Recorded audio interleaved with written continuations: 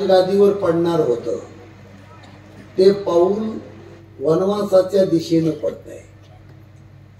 सामान्य माणसाचं सोडा, देव जगाचा बाप आहे, पण अचानक एका रात्रीमध्ये त्याच्या जीवनाचा बदल होतोय.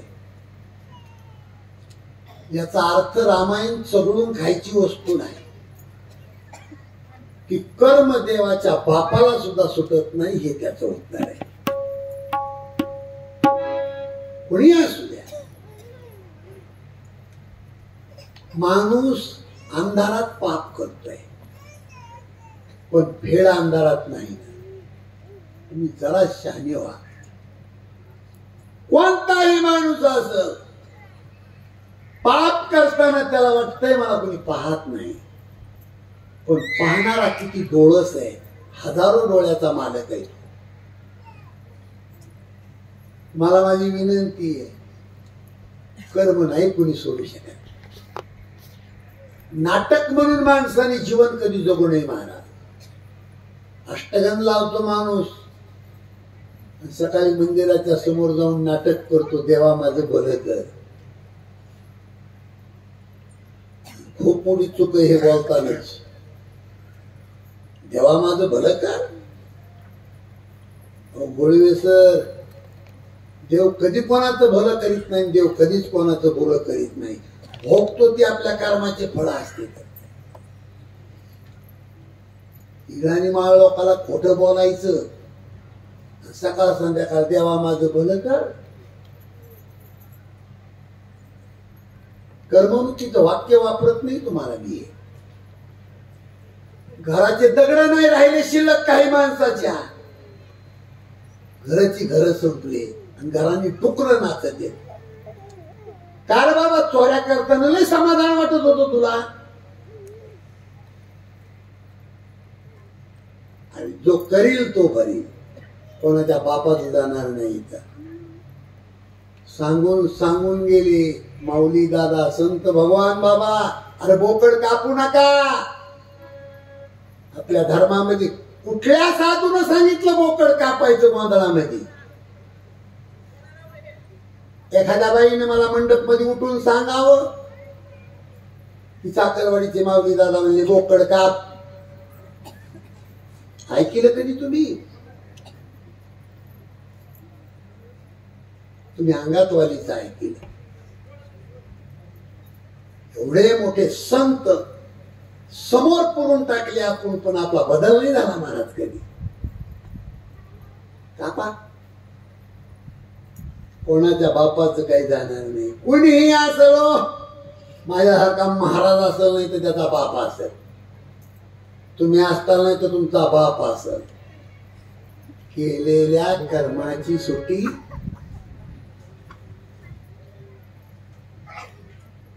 देवा माझं भलं कर म्हणणाऱ्या माणसाने कधी देव पाहिला? अरे देव ज्याच्या संग होता गुरुजी, त्याचं भलं नाही झालं. 12 वर्षे देवाच्या हातामध्ये द्रौपदीची करंगळी होती वनवासाच्या काळात. का नाही वनवास संपला? नामदेव महाराजांचा अभंग अतिशय सुंदर आहे. कृष्ण साहेब पांडवा, कृष्ण साहेब पांडवा, हे भोगी नष्ट करे, हे भोगी नष्ट करे, हे केले हरिहारा,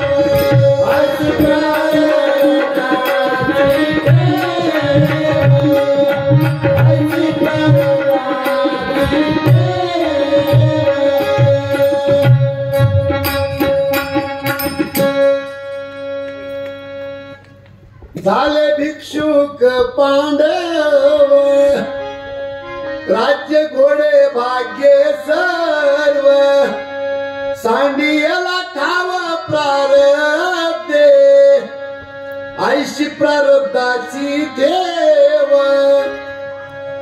शरीर संचिता आधीन धर्मराजा हि देवनवन कर्मे बुडाला रावण हे दुर्योधना प्रारब्धे ऐशी प्रारब्धाची ठेव हरिचंद्र तारामती भोरवनंतर भोगीती नळराजा पुरुषार्थी दयाच्या विपत्ती प्रारब्धे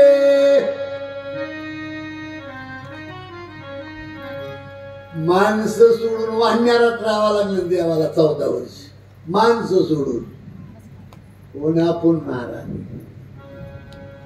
तुमच्या पाया पडतो इकडे लक्ष द्या संसार छोटा असू द्या तुमचा पण स्वच्छ करा चोऱ्या करून मोठं घर बांधण्यात काय मतलब आहे महाराज घर टिकलं पाहिजे ना बस आता जास्त लांबी नाही कर्म स्वच्छ असावं कारण देवाला सुद्धा भोगावं लागतंय रात्रीचा प्रसंग होता इकडे लक्ष द्या समोर बसलेल्या महिलांना माझी विनंती बाई इकडे तिकडे बघायचं असलं चष्म्यावाले मावशी तर मागं बसा सरळ माणसाकडे बघायचं इकडे पाऊस आलाय वातावरण आपलं तरी बरं काय काही मंडप आकाशात गेले बरं चाललंय आपलं थोडा थोडा येतो या पिंपळ गावामध्ये सुवर्ण महोत्सवाला भेट देण्यासाठी पाऊस येतो त्याची सुद्धा इच्छा आहे की आपण थोडं जावा तिथे प्रसाद घेण्यासाठी मी यज्ञात भवती पर्जन्य शब्द आहे इथं यज्ञ तिथं मेघराजाची वृष्टी होती तेव्हा त्या मावशी त्याने की वडा वाळू घातला बाहेर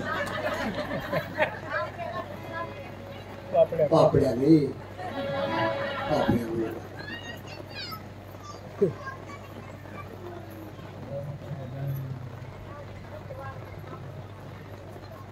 इकडे लक्ष द्या इकडे थोडं येऊन जाणं पावसाळा थोडा ते इकडे लक्ष द्या तमसा नदीच्या काठावर रात्रीच्या 1 वाजता देवानं पाहिलं गरीबातली गरीब बाई सुद्धा आपलं उघडा लेकरू घेऊन झोपली होती नदीच्या काठावर लक्ष्मणाला सीतेला प्रधानाला उठवलं रामाने सांगितलं एवढी जनता घेऊन 14 वर्ष कुठं जाणार आपण झोपीत टाकला सगळा समाज जगाचा पाप तिथून निघून गेला लोक सकाळी उठले हे यार उठा देव आपल्याला टाकून गेले बाबा उठा उठा उठा उठा उठा उठा संपूर्ण अयोध्येतली जनता नदीच्या काठावर उठली तिथं राम नाही सीता नाही लक्ष्मण नाही रथ नाही प्रधान नाही आणि मग ते रथाचे चाक अयोध्येच्या दिशेने दाखविले होते थोडे रामाने सांगितलं होतं प्रधानाला अयोध्येकडे रथ गेल्यासारखा दाखव काय काय म्हणजे हे काय रथाचे चाक गेला देव माघारी अयोध्येला अयोध्येत संपूर्ण समाज जातो राम लक्ष्मण सीता अयोध्येमध्ये लोकाला दिसत नाही मानावर माना टाकू टाकू लोक रडले सज्जनानो त्या दिवशी लोकांनी मीटिंग घेतली अयोध्येमध्ये रामाला जर 14 वर्षाचा वनवास आहे तर आपण इथं राहून 14 वर्षे वनवास पाळायचा म्हणून अयोध्येमध्ये 14 वर्षाच्या काळामध्ये लोकांनी शिजलेलं अन्न खाल्लं नाही कोरडं अन्न खाल्लं आणि 14 वर्षाच्या काळामध्ये एकही बाई बाळांतीन झाली नाही लोक व्रतस्थ राहिले चला रामाचा दुसरा मुक्काम.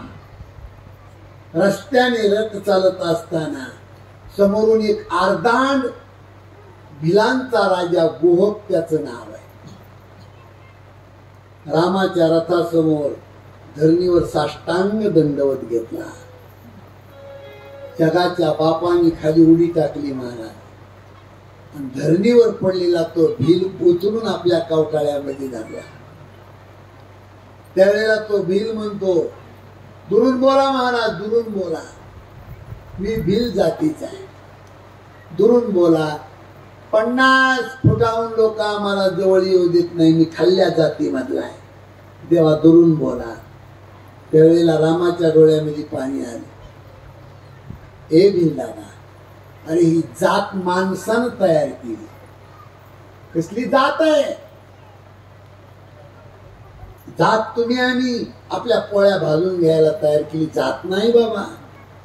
आणि त्या दिवशी खरी रामराज्याची सुरुवात आहे.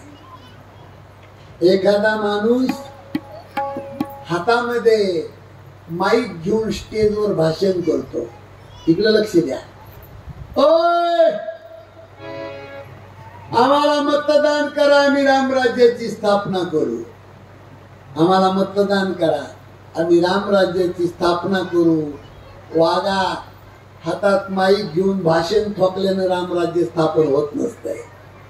त्याला गरीबाच्या झोपडीमध्ये जाऊन गरीबाच्या डोळ्यातलं पाणी पुसावं लागतं. ही रामराज्याची सुरुवात आहे. सज्जनानो, तो भील रामाला म्हणतो, प्रभू माझं दर्शन झालंय, पण माझी जात भाई बाजार करण्यासाठी गेली. माझ्या सगळ्या लोकांचं दर्शन झालं पाहिजे. चलो ना मेरे नगर में, मेरे नगर में चलो. लक्ष्मणजी हसले. लक्ष्मणजी म्हणजे 4 झोपडपट्टीचं याचं गाव आहे आणि हे झोपडपट्टीला नगराची भाषा वापरतो. चलो मेरे नगर में. लक्ष्मणजी हसले. त्यावेळेला तो भील म्हणतो, ए लखन, नगराची परिभाषा आणखीन तू जाणत नाही. अयोध्या नगर आहे, पण तिथं राम हजर नाही, ते जंगल आहे. अरे 4 झोपडपट्टीची माझी झोपडपट्टी आहे, पण जगाचा बाप तिथं हजर आहे, ते मात्र नगर आहे. नगराची परिभाषा तू जाणत नाहीस. ए प्रभू, चलो लेने नगर में. रामाने सांगितलं, ए भील दादा, कैकईने मला नियम घालून दिलाय. 14 वर्ष कोण्या गावात जाता येत नाही, अंगावर नवा कपडा घालता येत नाही, शिजलेलं अन्न खाता येत नाही, धातूच्या भांड्यात जेवता येत नाही. कैकईने नियम घालून दिला. मग तो भील म्हणतो, ठीक आहे, आजचा मुक्काम माझ्या या सीमेवर करा तुम्ही. गावाची सीमा होती ना, त्या शिवावर राम थांबले मुक्कामाला. भील जातीचे सगळे लोक, बाया, पोरं रामाच्या दर्शनासाठी. रामाचा मुक्काम होतो. त्या रात्रीला लक्ष्मणाच्या व्रताचा प्रारंभ आहे. माझ्याकडे लक्ष आहे तुमचं. गवताचे 2 आसनं बनवले आणि उशाला 2 दगड ठेवले. दगडावर डोकं टिकून गवताच्या आसनावर सीता आणि राम झोपले. रात्रीचा प्रसंग होता आणि 50 फुटावर कमर कसून हातामध्ये बाण धनुष्य घेऊन रात्रभर लक्ष्मणजी रडत होते. आईच्या पायाला हात लावून, वरचा थोडा करणं चालू केलाय ना, थोडासा आईच्या पायाला हात लावून 3 गोष्टीचा त्याग आहे. झोपीचा त्याग, जेवणाचा त्याग आणि पत्नीचा त्याग. तुम्हाला इथून चित्र दिसत असेल. गवताच्या आसनावर राम आणि सीता, आणि उशाला दगड घेतला. लक्ष्मणजी रात्रभर रडत होते. इंद्राच्या महालाला लाजवीन असा महाल आहे राजा दशरथाचा, पण तो महाल टाकून आज माझ्या दादाला गवताच्या आसनावर झोपावं लागतंय. महाराज, कर्माची गती अतिशय वाईट आहे. कोणाचा दिवस कोणाच्या जीवनात कसा उगवल हे कुणी सांगू शकत नाही. दुसऱ्या दिवशी राम लक्ष्मण सीता निघाले. सुमंतजी, जी महाराज, हा रथ घेऊन तुम्ही वापस जा आणि माझ्या बाबाला माझा निरोप द्या, संदेश द्या. पत्नीला दिलेलं वचन पूर्ण करणारा एक वचनी बाप आणि त्याचं वचन पूर्ण करण्यासाठी तुमचा मुलगा कटिबद्ध आहे. बाबा, तुमचं वचन पूर्ण करतो, माझ्या बाबाला निरोप द्या. सीतामाईने निरोप दिला की स्वतःच्या पत्नीला वचन दिलं आणि ते वचन पूर्ण करण्यासाठी लाडका श्रीराम वनवासाला पाठवणारा एक वचनी सासरा जन्मोजन्मी मला मिळावा. लक्ष्मणजी बोलायला गेले पण वाईट बोलले बापाविषयी. रामाने सांगितलं, सुमंता, लक्ष्मणाची भाषा बाबाला सांगू नको. रिकामा रथाच्या दांड्यावर प्रधान बसला, गुडघ्यामध्ये मान घातली आणि रडायला सुरुवात केली. राम लक्ष्मण सीता तिथून पुढे जातात. गंगा नदी पार करून रामाला पलीकडे जायचे. गंगा नदी पार करण्यासाठी नावेचा आधार घ्यावा लागतोय. इकडे लक्ष द्या. दादा, तुम्हाला झोप आली का? टोपीमुळे झोप आली का? टोपी नसती इकडे या तुम्ही. लय साईडला गेलात आज. बरं आहे ना? नावेचा दोर झाडाला बांधून एक नावाडी दगडाच्या बालीवर बसला होता आणि त्या नावेचा आधार घेऊन रामाला पलीकडे जायचे. त्या नावाड्याच्या समोर उभा राहून रामाने हात जोडले. ए बाबा, जाना गंगा पार खडे हम तीन जनो. हे तीन माणसे पलीकडे नेऊन सोडणं. तो नावाडी रामाच्या चेहऱ्याकडे असा पाहतो, डोळे वटारून कसा. लक्ष्मणजी म्हणले, बेखूप कुठला. महादेवासारखे रात्रंदिवस रामाला वंदन करतात, तो राम तुझ्या समोर उभा आहे. तू उठत नाही, नमस्कार करत नाही, हालत नाही, डुलत नाही, रामाला वंदन करत नाही. तो नावाडी म्हणला, ए लखन, चुपचाप खडे राहो. महादेव वंदन करत असत, महादेवाच्या डोक्यातून गंगा वाहती. इथं म्हणला माझ्या पायाखाली गंगा चालती, कारण गंगेवर नाव हानीत असतं ते. मै नाही वंदन करून जा. लक्ष्मणाला राग आला. लक्ष्मणाने नावाड्यावर बाण जोडला आणि मग पटकन उठला नावाडी. मार मार मार मार मार मार. अरे बाण काढलास, मार की. लक्ष्मणाला नावाडी म्हणतो, मार मार. ए लखन, तुला खरं सांगू, एका बाणात जर तुम्हाला ठार केलं तर माझ्या जीवनातले फायदे. लक्ष्मणजी म्हणजे काय फायदे तुझे? नावाडी म्हणतो, लखन, एका बाणात जर तुम्हाला ठार केलं तर माझ्या जीवनातला पहिला फायदा आहे, शेष नारायणाच्या हाताने मला मरण येत आहे. दुसरा फायदा, गंगा नदीच्या काठावर मला मरण येते.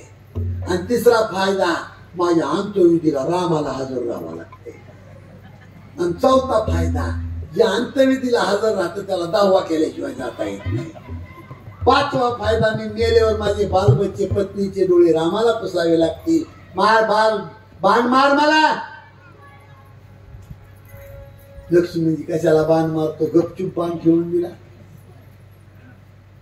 आणि मग रामाने हात जोडले, बाबा पलीकडे सोडले. नावाडी म्हणतो, बरेच दिसतात तुम्ही. एक पिस्तूल जोडता नाही की हात जोडता येत. रामाला नावाडी म्हणतो, प्रभू पलीकडे नेऊन तुम्हाला सोडतो, पण माझ्या 2 अटी. राम म्हणले, कोणत्या अटी तुझ्या? पलीकडे गेल्यावर तुमच्याकडून कवडी घेणार नाही, पहिली अट. आणि दुसरी अट आहे देवा माझी, की तुमचे पाय धुण्याची मला परवानगी द्या. राम म्हणले, बापरे, आणि सीतेसारखं रत्न दिलं जनक राजांनी मला, तर लग्नामध्ये मी डाव्या पायाचा एक अंगठा धुवून दिला. तू देत काहीच नाही, दोन्ही पाय धुवायचे म्हणतो, काय कारण याच? तो नावाडी म्हणतो, प्रभू माझे कपडे फाटके, संस्कार फाटके नाही. मला माहित नाही देवा, तुमच्या पायाच्या धुळीने दगडाच्या पायावर देता, आणि तुमच्या पायाची धूळ मध्ये माझ्या नावेला लागली ना, तो नावेची बाई होईल, नावेची बाई होईल, आणि मग घरची एक बाई ही एक बाई, दोन दोन बाया कशा सांभाळू? नामदेव महाराजांचं प्रमाण आहे, दुसरीने करावी बाईल, भंड पदिती होईल, बोबाटी यश द्वारा जाईल, बायकाच्या पानवत्या, एका पुरुषा दोन नारी, पाप वसे त्याचे घरी. मैंने चरणों की महिमा सुनी है प्रभु, नाव लकड़ी की मेरी पुरानी प्रभु. थोड़ा हिको द्या. दोनों चरणों को आगे बढ़ा दीजिए, काम दोनों के समर बन जाएंगे.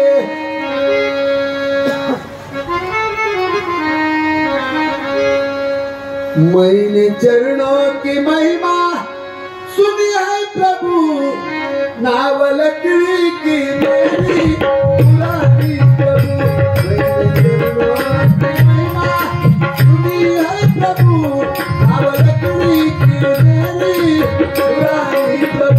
मैंने चरणों की महिमा सुनी है प्रभु, नाव लकड़ी की मेरी पुरानी प्रभु. मैंने चरणों की महिमा सुनी है प्रभु, नाव लकड़ी की मेरी पुरानी प्रभु. मैंने चरणों की महिमा सुनी है प्रभु, नाव लकड़ी की मेरी पुरानी प्रभु. मैंने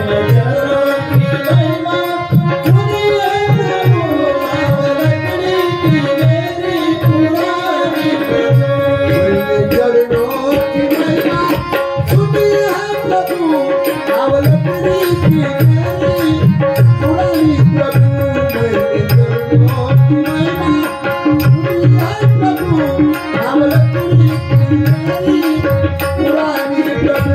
मैंने चरणों की महिमा सुनी है प्रभु, नाव लकड़ी की मेरी पुरानी प्रभु. मैंने चरणों की महिमा सुनी है प्रभु, नाव लकड़ी की मेरी पुरानी प्रभु.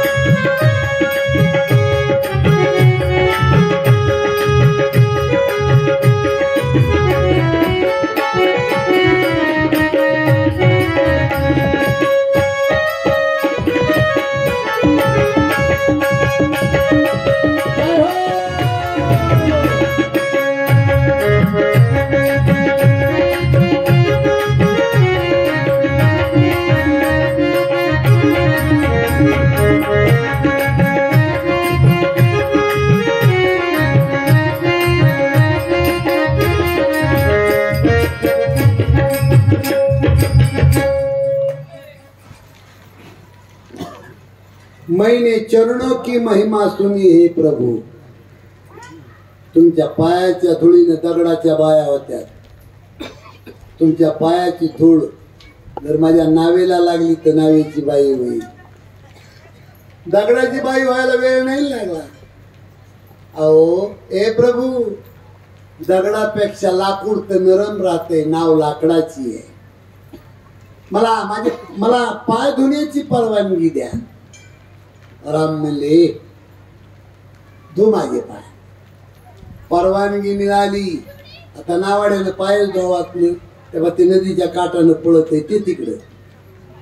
लक्ष्मणजी म्हणले दादा पाय धुवायची परवानगी दिली ते तिकडं पळतोय. रामानं हाक मारली, अरे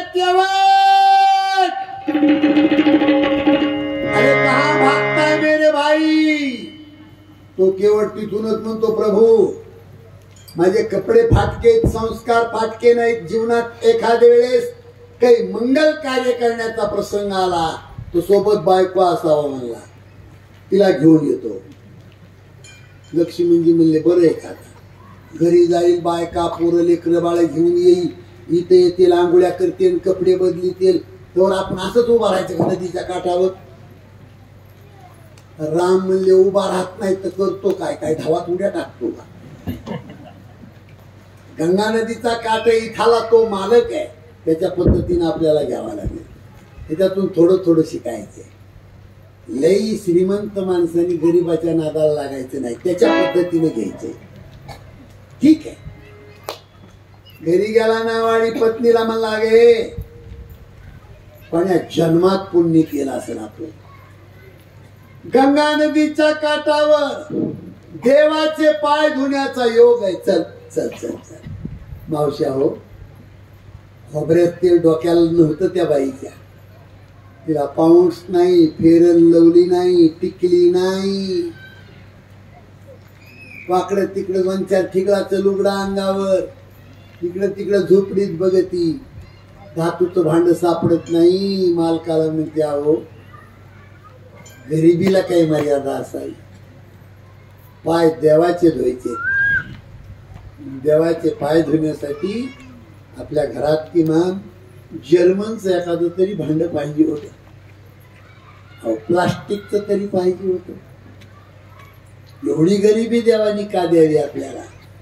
नावाडी म्हणला कुठल्याही धातूचं भांड असतं तर तुला मी घेऊ दिलं नसतं.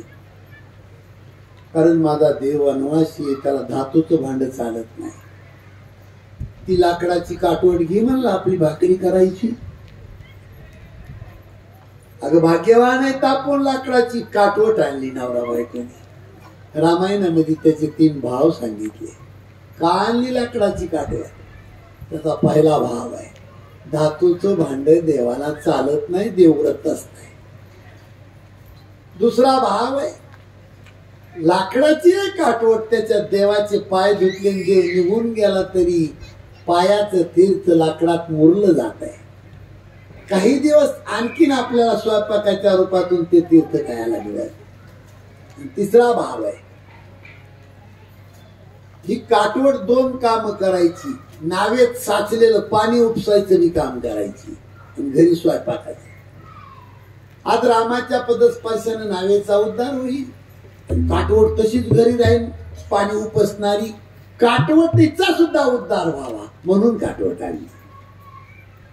तुम्हाला इथून दिसल, फाटक्या कपड्यावाले नवरा बायको धावत आले, गंगेचं पाणी काठवटीत घेतलं, जगाचा बाप काठवटीत उभा केला आणि खाली वाकून नवरा बायको पाय धुवू लागले. त्यावेळेला ढसा ढसा रडत होते, ढसा ढसा. एकामेकाला चर्चा करतात नवरा बायको, अहो काय पुण्य आपण केलं असेल पूर्वीच्या काळामध्ये. गंगा नदीच्या काठावर पाय धुण्याचा योग आहे आणि भाव विभूर होऊन नवरा बायको पाय धुताना देव लका लका हालू लागला. देव हल्ल्यावर लक्ष्मणाने धमकी दिली ना, ए बेखूप कुठले, पाय धुण्याची पद्धत नाही, माझा दादा पडल ना खाली. नावाड्यानं पाय धुयचे बंद केले, लक्ष्मणाला धमकी दिली, लखन चुपचाप खडे राहा. बळीला पातळात घातलं तुझ्या दादाने. त्यावेळेला किती किलोमीटर पाय उचलला होता, तर नाही पडला तुझा दादा. आणि गरीब माणूस पाय धुतो तो तू गरीबाची टिंगल करतो आणि तीच मान रामाकडे वळवतो नावाडी. देवा, पडण्याची भीती वाटते का तुम्हाला? आणि जर तुम्हाला भीती वाटत असेल ना देवा, तर वाकून माझ्या डोक्याचे केस धरा, तुम्ही पडणार नाही आणि गरीबाला फुकट आशीर्वाद मिळेल. डबल पाय धुवायला नवरा बायकोनं चालू केले. आणि खरं सांगू, इतकं देव हालू लागला लका लका. देवाला पडायची भीती वाटली म्हणून कारकून जगाचा बाप वाकला आणि भक्ताच्या डोक्याचा आधार घेतला. त्याच्यातून मला महत्वाचं सांगायचे, 1.5 पैसा आला की माणसं म्हणतात आम्हाला काय त्याची गरज आहे. थोडं देवानं दिलं की माणसं म्हणते काय त्याच्या वाचून मोह बंद पडले. त्याच्यासाठी मी ही पॉइंट वापरत असतो गोडवे सर. अरे देवाला भक्ताच्या डोक्याचा आधार घ्यावा लागला, तो किस झाड की पत्ती. असा कोण आहे उंबऱ्याच्या आत नांदणारा?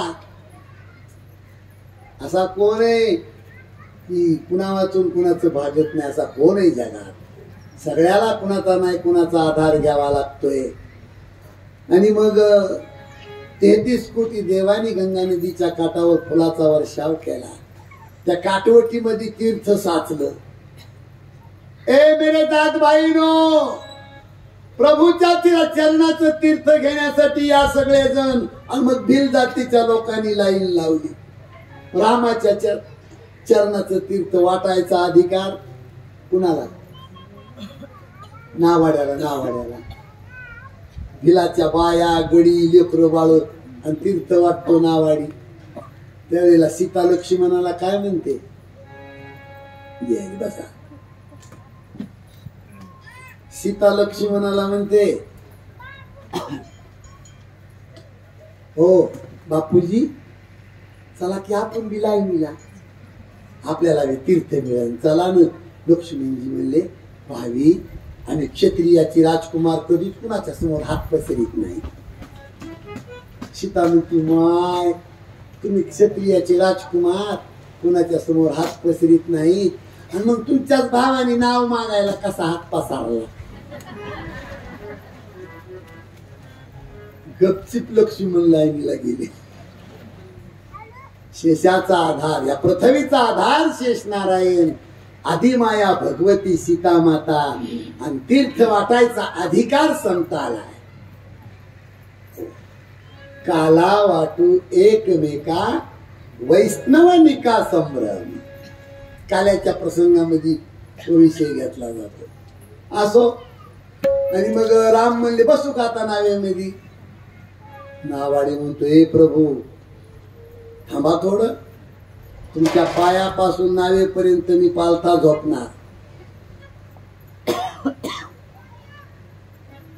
आणि तुम्ही माझ्या अंगाहून कचकच तुडवून नावेत बसायचं. नावाडी म्हणला. त्याचे दोन भाव सांगितले.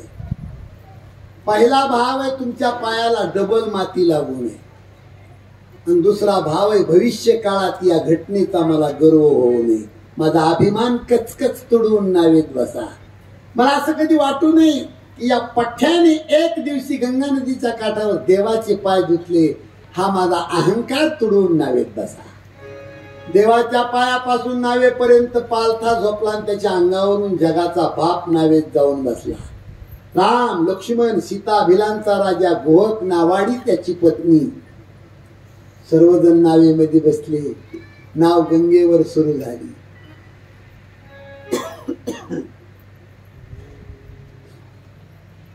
पलीकडे जायची नाव 50 फूट राहिली. नावाड्यानं नाव महागारी वळविली. महाराज नाव महागारी वळविली. लक्ष्मीजी म्हणले दादा बरं का आता तिकडे बी सुडीत नाही इकडे सुडीत नाही मरामधीच. त्यावेळेला नावाड्याला रामाने हात जोडले. उशीर झाला बाबा, सोडणं लवकर. नावाडी म्हणतो उशीर झाला देवा, 14 वर्षाचा वेळ दिलाय काही ना तुम्हाला. राहायचं ठिकाण थोडंच सांगितलंय एक, आणि कुठंतरी 14 वर्षे काढायचेत ना देवा तुम्हाला. त्यापेक्षा 5-6 महिने तरी राहा म्हणला माझ्या नावेमध्ये. सज्जनानो, राम, लक्ष्मण, सीता, भिलांचा राजा, गोहक, नावाडी पत्नी खाली उतरले. आणि एक महिला मंडळीसाठी खूप महत्वाचा पॉइंट आहे. सीता अशी उभी होती, नावाड्याची पत्नी अशी उभी होती. नावाड्याच्या पत्नीकडे पाहता पाहता रामाने मान वळवली, सीतेकडे पाहिलं. आणि सीतामाईने पटकन बोटातली सोन्याची अंगठी काढून रामाकडे दिली. असं पाहिलं रामाने. बा सीतामाईने पटकन सोन्याची अंगठी काढली रामाकडे दिली. मी महिला मंडळी मावल्यावर तुम्हाला विचारतो, ती अंगठी रामानं मागितली होती का? झोपल्यात काय बाबा?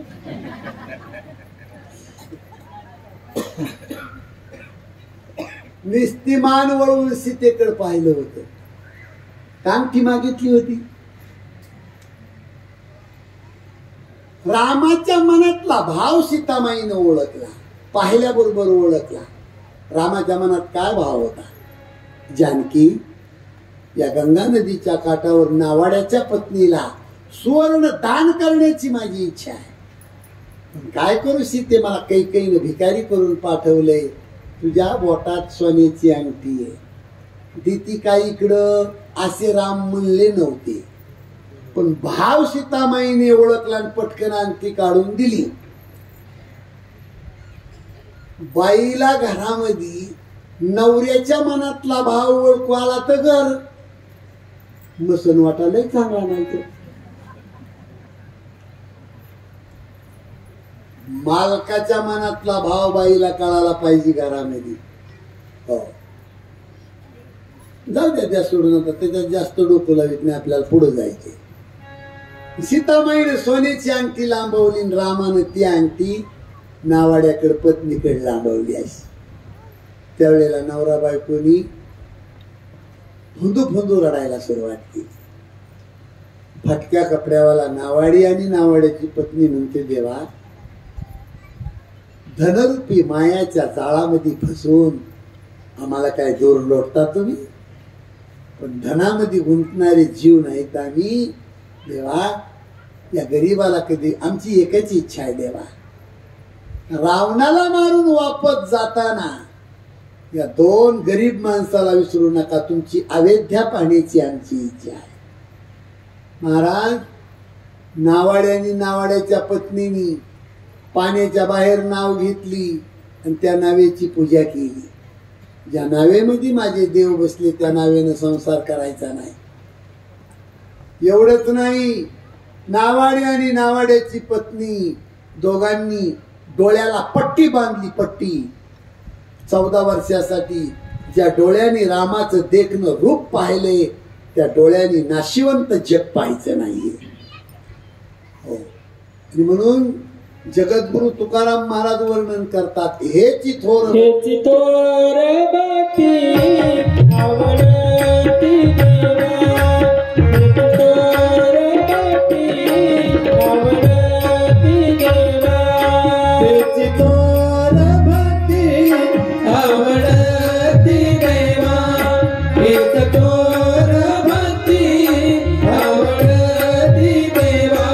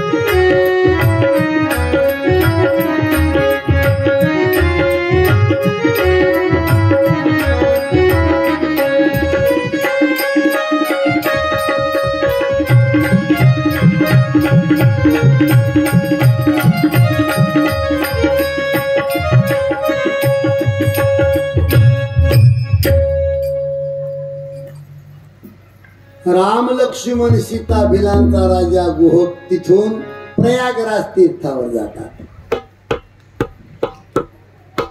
गंगा यमुना सरस्वती त्रिवेणी संगम आणि त्या त्रिवेणी संगमावर एका साधूची झोपडी. इकडे लक्ष द्या, माझ्याकडे लक्ष द्या. रामाला पाहिल्यावर ऋषींनी साष्टांग दंडवत घेतला आणि सुंदरपैकी सिंहासनावर रामाची पूजा केली. आणि त्या दिवशी रामाचा मुक्काम पडतो. दुसऱ्या दिवशी राम उठले आणि भारद्वाज ऋषीला रामाने एक प्रश्न विचारला.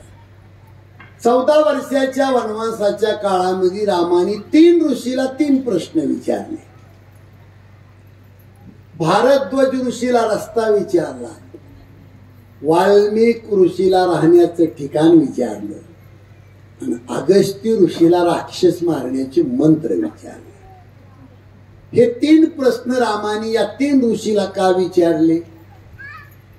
साधकाने कोणत्या गुरुला देवाकडे जाण्याचा रस्ता विचारावा?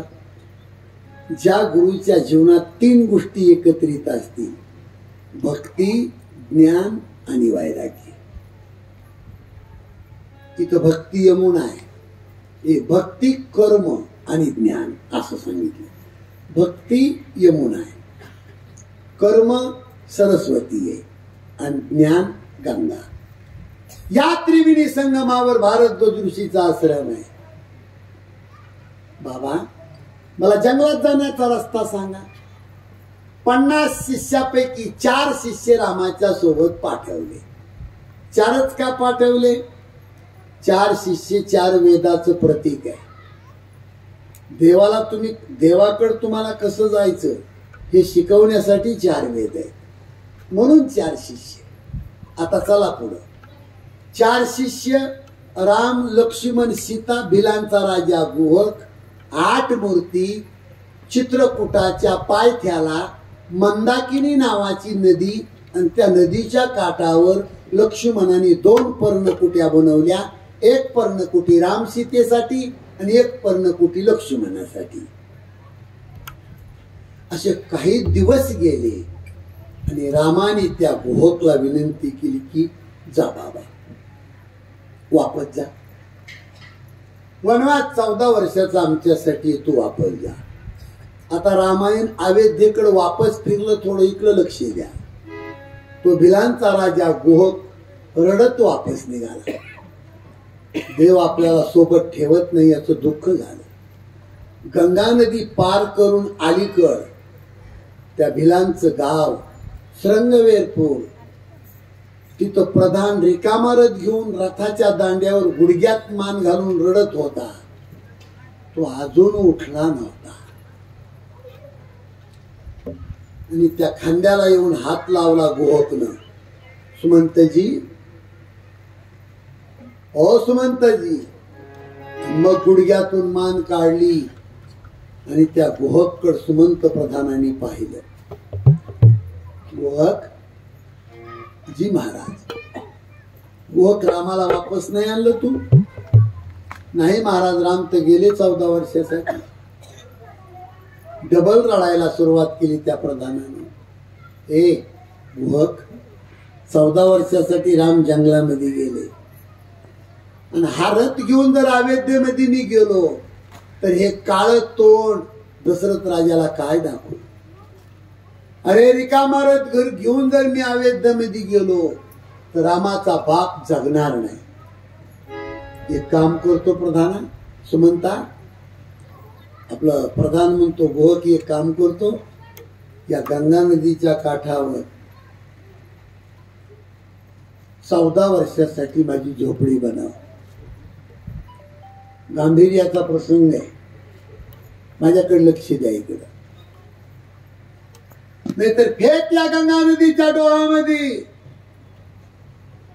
इच्छा नाही माझी अयोध्याला जाण्याची. एक एक रामायणातला प्रसंग तुमच्या हृदयाला हलवणारा प्रसंग आहे. पण त्या गुहकनं रथाला घोडे झुंपले आणि रथाच्या समोर 2 नौकर दिले. हा रथ आणि प्रधान घेऊन अयोध्येमध्ये जा. महाराज, रामाला वनवासामध्ये जाऊन दिवस झाले 6. रामाचा रिकामा रथ घेऊन अयोध्येचा प्रधान इथून दिसल तुम्हाला. सूर्य मावळायच्या वेळेला सीमेवर येतो. पण प्रधानाला प्रश्न पडला की दिवस असता जर हा रथ घेऊन आपण अयोध्येमध्ये जावं तर हलक्या काळजाची माणसं रिकामा रथ पाहून जगायचे नाही. म्हणून मध्यरात्र होऊन दिली. मध्यरात्रीला भास होतो प्रधानाचा की आता अयोध्या नगरीतले सगळे लोक झोपले असते.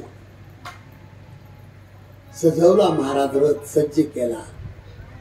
मध्यरात्रीला तो प्रधान रथ घेऊन अयोध्येमध्ये घुसण्याचा प्रयत्न करतो. तुम्हाला इथून दिसेल.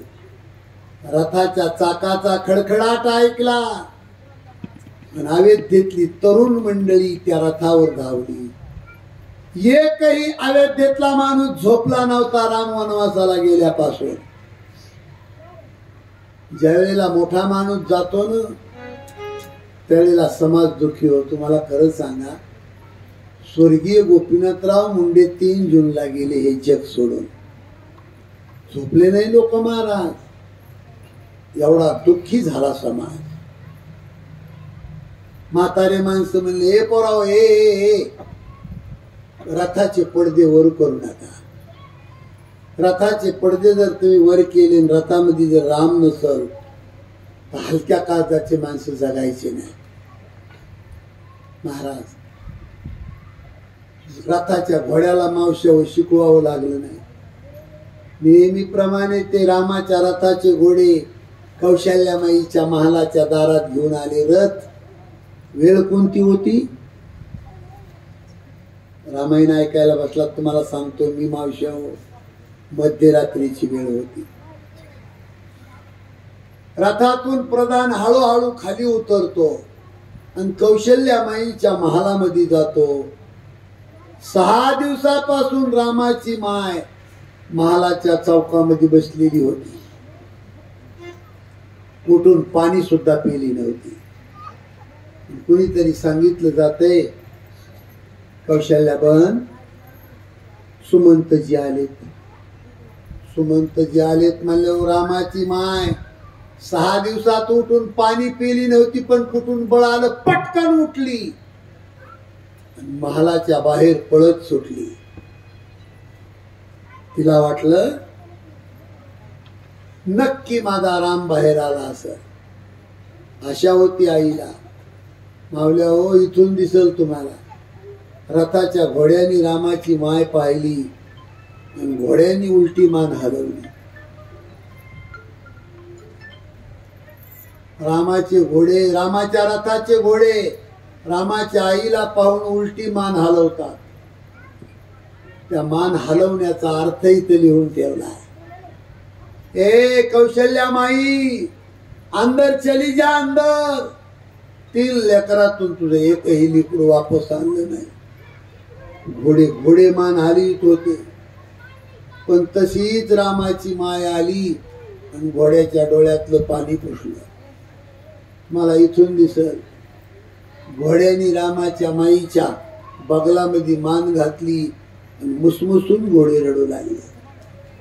जणू ते घोडे म्हणत होते, कौशल्या माई, याच मुक्या प्राण्याने तुझं बाळ पाठीवर घेऊन धनुर्विद्या शिकवली.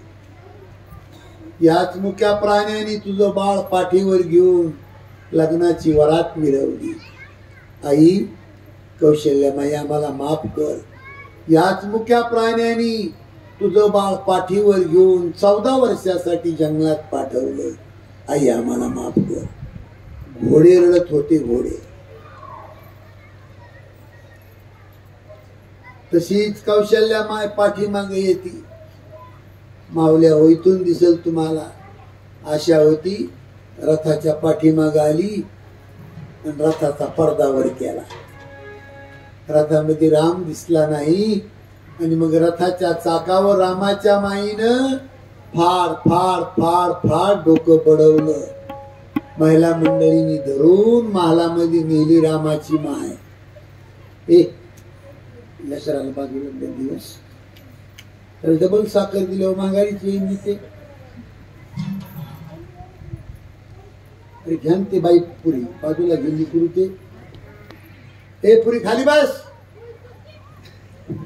कोणत्याही माऊलीच्या जवळ लेकरू असलं या मंडप मध्ये आणि तिथली तिथं जरी ते बुटबुट करीत असलं, तुमच्या शेजारी 10 महिला आहेत ना, त्यांनी रामायण नाही ऐकायचं का? लेकराचा खेळ बघायचा. सगळ्याला लेकर आहेत मावश्या हो, थोडी शिस्त पाहिजे. तिकडे लक्ष द्या. वेळ मध्यरात्रीची होती आणि त्या सुमंत प्रधानाला कौशल्याबाईने एक वाक्य विचारलं. बाळाबद्दल आई काय विचारती ते महत्वाचा मुद्दा आहे. सुमंतजी, जी माते, रामाला वनवासात जाऊन दिवस किती झाले? आई, 6 दिवस झाले रामाला वनवासात जाऊन. सुमंतजी, 6 दिवसामध्ये माझ्या बाळाने काही खाल्लं होतं? खाल्लं होतं का? धसा धसा प्रधान रडायला लागला. आई, 6 दिवसापैकी 3 दिवस मी रामाच्या सोबत होतो. 3 दिवस. पण आई, तुला खरं सांगू, 3 दिवसामध्ये तुझ्या बाळाने पाणी सुद्धा पेलेलं मी पाहिलं नाही. धाडकन जमिनीवर पडली कौशल्या माता आणि टाहो फोडला, रडायला लागली. काही खाल्लं होतं का? महाराज, ज्याची माय घरामध्ये जिवंत असत त्याला ही आठवण होती. कोणत्याही वेळेला तुम्ही घरी येऊन पहा, कोणत्याही वेळेला फक्त माय घरामध्ये जिवंत असावी. तुमचा पाय वाजल्याबरोबर आई उठून विचारणार, बाळा हे वागा, उशिरा आलास रे तू? जेवला का तू? ज्या घरामध्ये माय नाही ना, त्याच्या कानावर हा नाही आवाज येणार कधी मला? शक्यच नाही. 22 वर्ष झालं माझी आई वारली त्याला. पण खंडोबाची सट असती ना, तर सटीच्या अगोदर, सटीच्या नंतर 5 दिवसांनी वारली माझी आई. पडून होती, तब्येत खराब होती, पण खंडोबाच्या सटीच्या दिवशी माझ्या उद्धवला बाजरीची भाकर आणि वांग्याची भाजी आवडती, म्हणून माझी माय सरकत सरकत गेली चुलीजवळ. स्वतः तिनं 2 भाकरी टाकल्या, स्वतः भाजी केली. त्या दिवशी मला जीव घातलं की माझ्या आईच्या जीवनामध्ये, माझ्या जीवनामध्ये आईच्या हातचं शेवटचं जेवण जेवलं मी. बसा.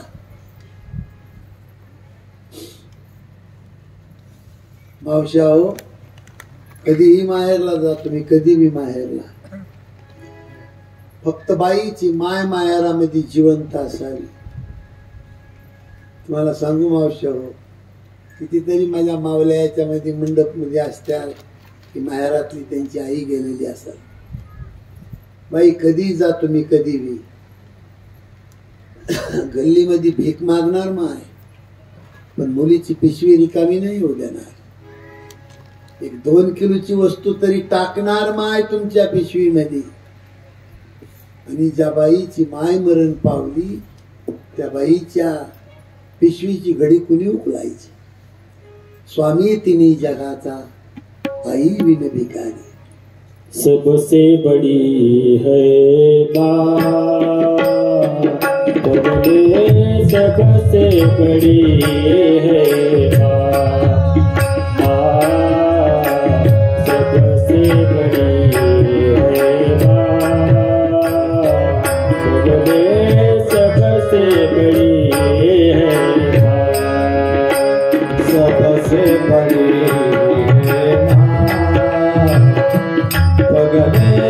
सबसे बड़ी सबसे बड़ी सबसे बड़ी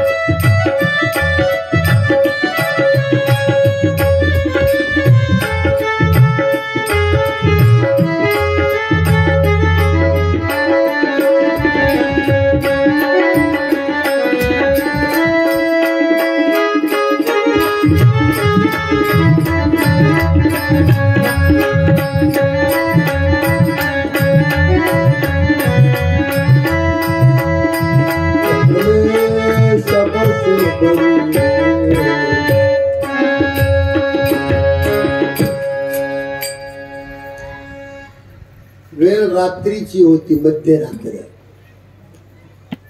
आणि रात्रीच्या प्रसंगी कौशल्या माता सूर्याला नमस्कार करते.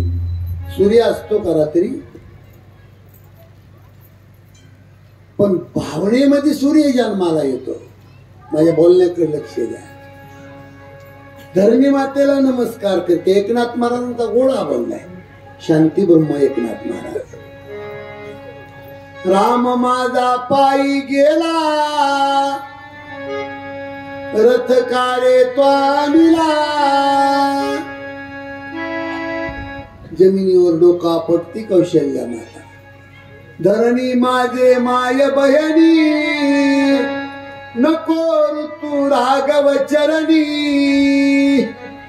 सूर्यवंशीच्या दिनकरा, नको तपुरे भास्करा. खूप रडली कौशल्या माता. पण शेवटी कौशल्या, सुमित्रा, सुमंत प्रधान ही सर्व मंडळी मिळून कैकेयीच्या महालामध्ये जातात. दारातून सुमंत प्रधानांनी राजाला नमस्कार केला. जय जीव महाराज. दशरथ राजाला नमस्कार करण्याची प्रधानाची अयोध्येमध्ये एकच पद्धत होती आणि अनेक पद्धती. कोणी राम राम म्हणतं, कोणी जय हरी म्हणतं, कोणी हरी ओम म्हणतं, कोणी जय भीम म्हणतं. ह्या नमस्कार करण्याच्या पद्धतीत श्रीनिवास भाऊ. पण दशरथ राजाला नमस्कार करण्याची प्रधानाची एकच पद्धत होती. कोणती? जय जीव महाराज.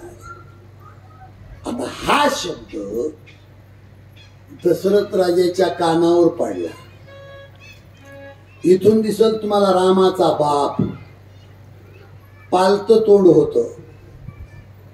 असा तिरपट पडलेला राजा होता दशरथ. आणि 6 दिवसापासून रडून रडून डोळ्यातलं पाणी, नाकातलं पाणी सुकून गेलत सगळ्या तोंडावर. डोक्याचे केस आणि दाढी विस्कटलेली होती. त्यावेळेला त्या कानावर आवाज जातो, जय जीव. शिकवण्याची गरज पडत नाही. माझा प्रधान आला, शिकवायची काय गरज आहे? हा नमस्कार एकच व्यक्ती करीत होता. लट लट कापत उठले राजे दशरथ. पहिला प्रश्न विचारला, सुमंता. जी महाराज. सुमंता, रामाला वापस आणलंस? नाही महाराज, राम तर गेले 14 वर्षासाठी. चक्कर आली लगेच राजाला. सुमंता, एक एक वाक्य रामायणातलं वर काय. अयोध्येचा सम्राट प्रधानाला म्हणतोय, सुमंता राम गेला, माझ्या शरीरात प्राण का थांबला असेल? कसा मला टाकून गेला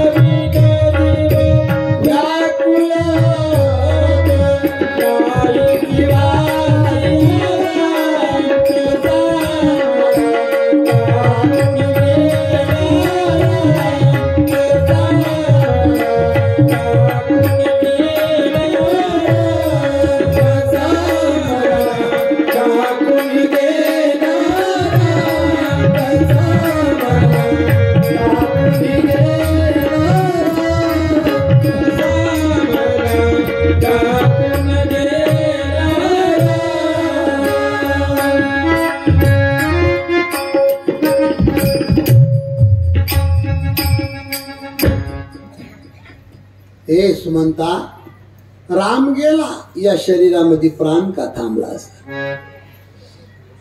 रामाशिवाय जीवन जगतो त्या व्यक्तीचा या जगात धिक्कार असो, आणि जगणे माझ्या बुद्धीला पटत नाही.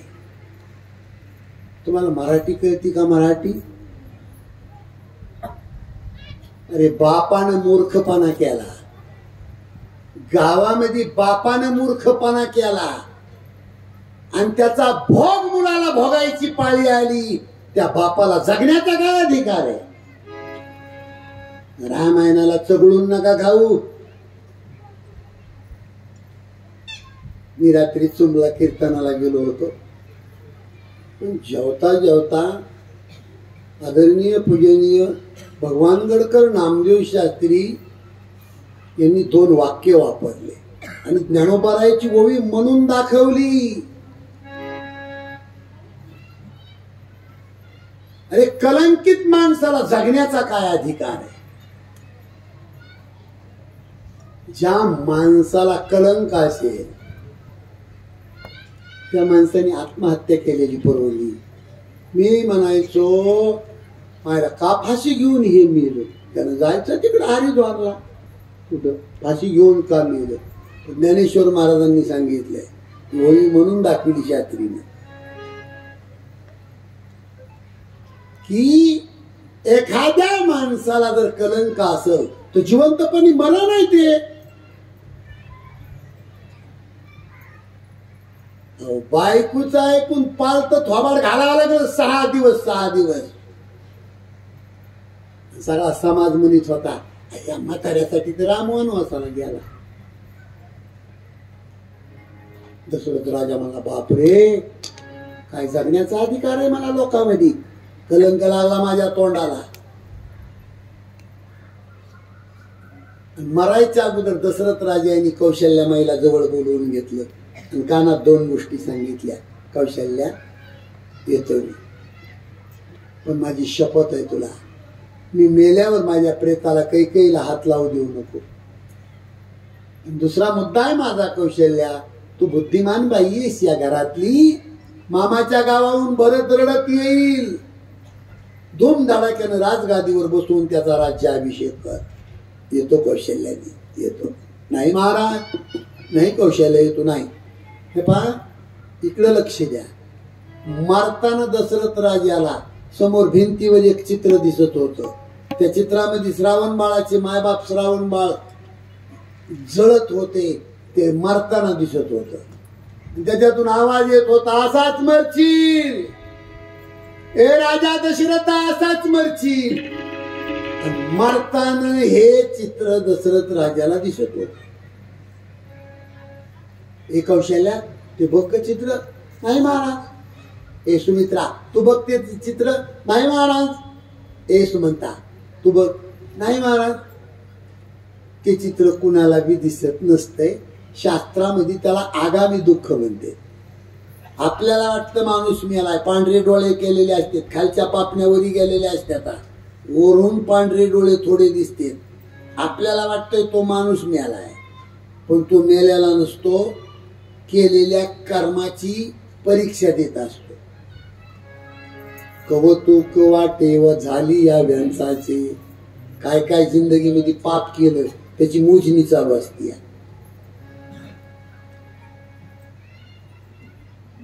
ते बघ कौशल्या, ते बघ सुमित्रा. 6 वेळेस रामाचं नाव घेतलं आणि धरणीवर अंग फोडलं राजा दशरथाचं.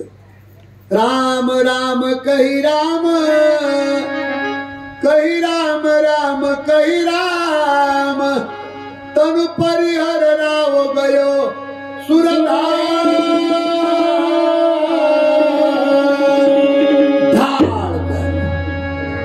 धरणीवर पडले राजे दशरथ, प्राण निघून गेला.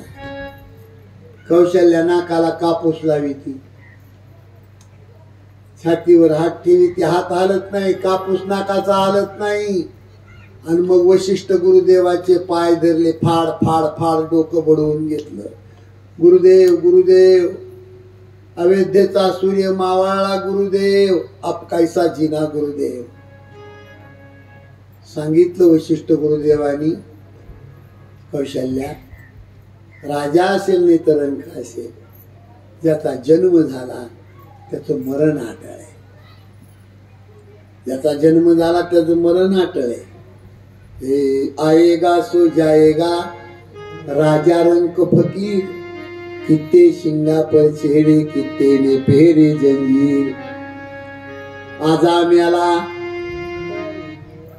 पंजा मेला, घाटावर पंजे मोरत आहेत काय. आमच्याकडले जिवंत डोंगरातले पंजे. अहो कबीरजी म्हणले श्रीनिवास भाऊ, आजा पंजाचं काय घेऊन बसले. 9 भी मर गए, 10 भी मर गए 788. 9 ग्रह गेले, देवाचे 10 अवतार गेले, 88,000 ऋषी मुनी गेले, पीर मर गए, पैगंबर मर गए हाकीम रोगी, जपी तपी सन्यासी मर गए जिंदा जोगी. माणसं मरतात हे पक्क आहे. म्हणून रामायणाचा संदेश आहे, माणसानं सर्व विसरलं तर चालेल, पण स्वतःचं मरण कधी विसरू नये. मरण ज्यांनी डोळ्यात ठेवलंय तो माणूस रस्ता चुकून जगत नाही. हिंदी मध्ये अशी म्हण आहे, बुरा किसी को मत कहो खुद बुरा हो जाएगा. अरे ये मट्टी का पुतला एक दिन मट्टी में मिल जाएगा. बुरा देखन मैं गया तो बुरा मिला नहीं कोई. अरे जब घट भीतर देखा तो मुझसे बुरा नहीं कोई.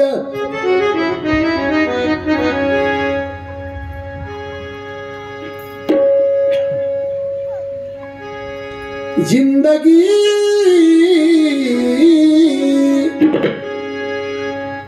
जिंदगी एक किराए का घर है, एक ना एक दिन बदलना पड़ेगा.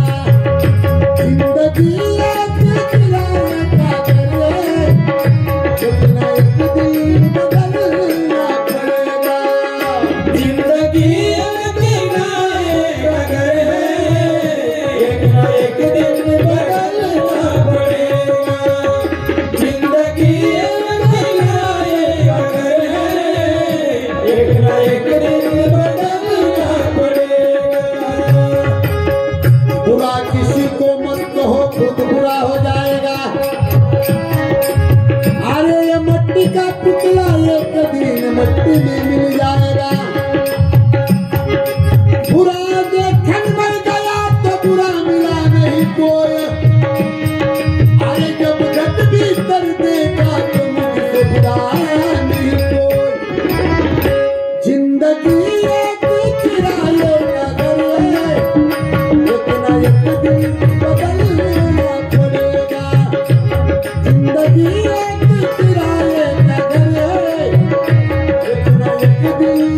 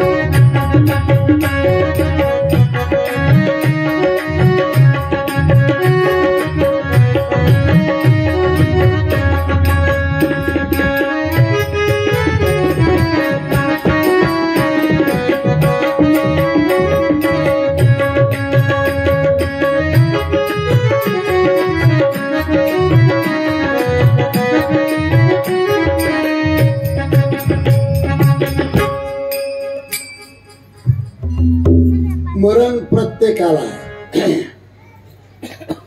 दुसरा मुद्दा असा आहे की असा कोण माणूस नाही या मंडप मध्ये की स्वतःच्या मरणाची तारीख सांगतो. इकडे लक्ष या मावशी, ए पुरी, कालवा करू नको, बस बाई. माणसाला भान असावं, भान. हो, असा कोण माणूस आहे मंडप मध्ये त्यानं उठून सांगावं माझ्या मरणाची तारीख. क्या भरोसा है इस जिंदगी का, साथ देती नहीं ये किसी का. क्या भरोसा है इस जिंदगी का, श्वास निकल जाएगा चलते चलते. क्षमा बुझ जा, हळूहळू वाजवायची. क्षमा बुझ, थोडी कलाटणी द्यायची. क्षमा बुझ जाएगी जलते जलते, दम निकल जाएगा रोशनी का. क्या भरोसा है इस जिंदगी का. आणि तिसरा मुद्दा आहे, असा कोण माणूस आहे महाराज की शेवटच्या प्रसंगी त्या मरणाऱ्या माणसाला त्याच्यातून सोडवू शकतो. असा कोण आहे? कोण माणूस आहे? प्रत्येकाची बायको मिट्टू आणि गोड बोलती घरातली घरात, पण शेजेची कामीन दूर राही.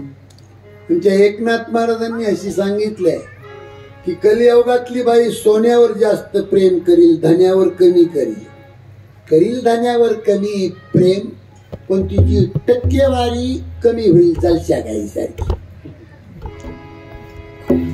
म्हणून त्या स्त्रीच्या जातीला एकनाथ महाराजांनी भारुडाच्या द्वारे संदेश दिलाय. सुई घे, पोत घे, वाची फणी घे माय. ए मावशी, कंबर दुखीचं घे, गुडगा दुखीचं, वाईचं वाताचं औषध घे माय. केसारी फणी घे माय ना काळी पोत मणी घे. केसारी फणी घे माय ना काळी पोत मणी घे. केसारी फणी घे माय ना काळी पोत मणी घे. केसारी फणी घे माय ना काळी पोत मणी घे. काळी पोत घे बाराण्याला, आयुष्यमान कर धन्याला. काळी पोत घे बाराण्याला, आयुष्यमान कर धन्याला. जसं जपावं काळ्या मन्याला, तसं जपावं धन्याला. जपावं काळ्या मन्याला, तसं जपावं धन्याला. माय वारगे बिंद्याची आहे, बबड्याची आहे. सारी फणी महिना काळी पोत मणी घे. सारी फणी महिना काळी पोत मणी घे. आठवा भरून गोंधळ दे तुझ्या बबीला माझा झुबा घे. आठवा भरून गोंधळ दे तुझ्या बबीला माझा झुबा घे. औसाया काय पावसाया तुझ्या ताईला जायचं काजळ घे. औसाया काय पावसाया तुझ्या ताईला जायचं काजळ घे. हे गे माय वारगे हे बापड्याची आहे, बिंड्याची आहे. हे सारी फणी महिना काळी पोत मणी घे. हे सारी फणी महिना काळी पोत मणी घे. जनार्दन नाथाचे भारुड हरिनाम तू मुखाने घे. जनार्दन नाथाचे भारुड हरिनाम तू मुखाने घे. हरिनाम तू मुखाने घे. हरिनाम तू मुखाने घे. वारगे हे बिंद्याची आहे, बबड्याची आहे. हे सारी फणी महिना काळी पोत मणी घे. हे सारी फणी महिना काळी पोत मणी घे. हे सारी फणी महिना काळी पोत मणी घे. हे सारी फणी महिना काळी पोत मणी घे. मणी घे, मणी घे.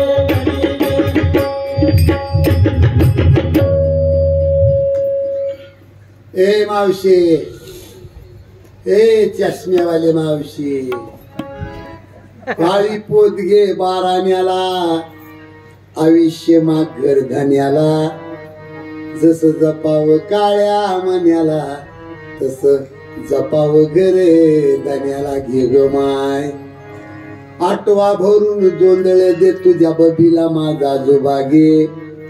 हौसाय ग कावसाय तुझ्या ताईला जाईच कादळ गे. घे ग माय आराम के है सब संग साथी, जब वक्त पड़ा तब कोई नहीं, मतलब के है सब लोग इसी दुनिया में किसी का कोई नहीं. जब टिकट मिला है ऊपर का, डेरा किया स्मशानों में, वहां जलाने वाले लाखों थे, जलने वाला कोई नहीं. नाही रे नाही रे नाही कुणाचे कुणी, नाही रे नाही कुणाचे कुणी, नाही रे नाही कुणाचे कुणी, नाही रे नाही कुणाचे कुणी. आ बहीण कुणाची, भाऊ कुणाचा, ओम कुणाचे, सगळे सोय रे, मेला मागे सर्व राहिले, तुटातील डागे डोळे. नाही रे नाही कुणाचे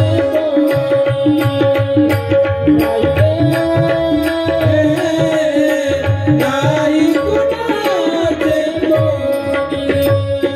ओ दिवसाची जवानी तुझी पुढे नाही टिकणार, वृद्धपण येता पुढती वैद्य कार्य करणार.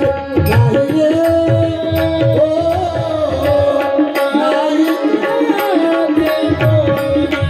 जय हो, जय हो.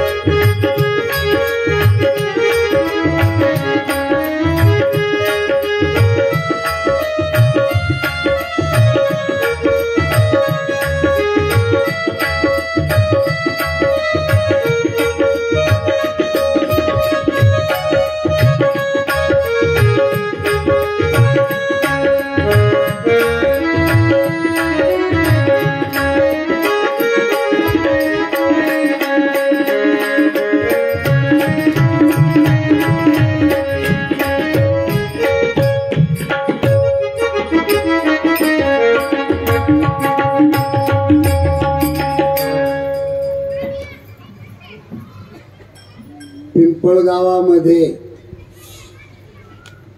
त्या गावची माझी पहिली ओळख नव्हती, पण आमचे आदरणीय श्रीनिवास भाऊ कुलकर्णी या गावासाठी त्यांनी खूप मेहनत घेतली.